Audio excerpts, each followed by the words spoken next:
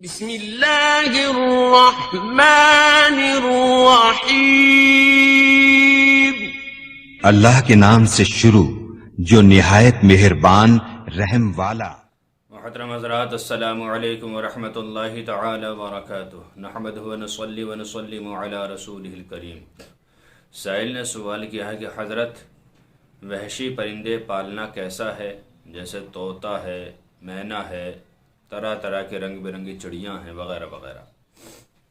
دیکھیے حضرات، طوطا ہو یا اسی کی طرح دیگر خوبصورت پرندے ہوں، رنگ برنگی چڑیاں ہوں، ان کا پالنا جائز ہے بشرطے کہ انہیں کسی طرح کی تکلیف نہ دی جائے، یعنی دانہ پانی کا دھیان نہ رکھنا، پنجڑے میں بند کر کے چھوڑ دینا، ان کی خبرگیری کم رکھنا، انہیں آپس میں لڑانا، اس طریقے سے جائز نہیں ہے۔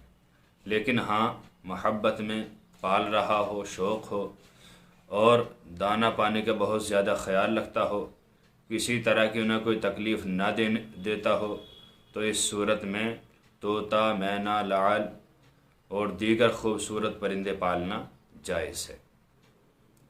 فتاوی رضویہ شریف جدید جلد نمبر 24 صفحہ نمبر 646 پر اعلی حضرت فاضل بریلوی رحمۃ اللہ تعالی علیہ فرماتے ہیں قنیہ کے حوالے سے کہ اس میں ایک حدیث ہے کہ پرندے پالنا جائز نہیں، لیکن اس میں تفسیر یہی ہے، خلاصہ یہی ہے کہ اس لیے جائز نہیں کہ انسان پنجرے بند کر کے چھوڑ دیتا، بھول جاتا ہے، پورا دن دانہ پانی نہیں دیتا، ان کی خبر گیری نہیں کرتا، انہیں تکلیف پہنچتی ہے۔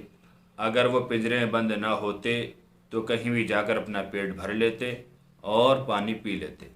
لیکن ہاں، پالنے والا اتنا ان کے ساتھ برتاؤ رکھے کہ ان کے دانے کا، پانی کا دھیان رکھے اور کسی طرح کی تکلیف نہ ہونے دے، تو پرندے پالنا جائز ہے۔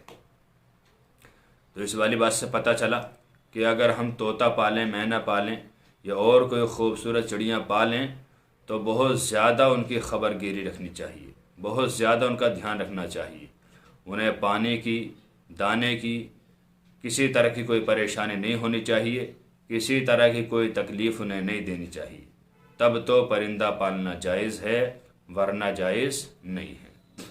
امید ہے کہ یہ مسئلہ بآسانی آپ سمجھ گئے ہوں گے۔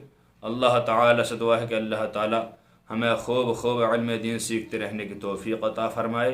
السلام علیکم ورحمۃ اللہ، واللہ تعالی عالم بالصواب۔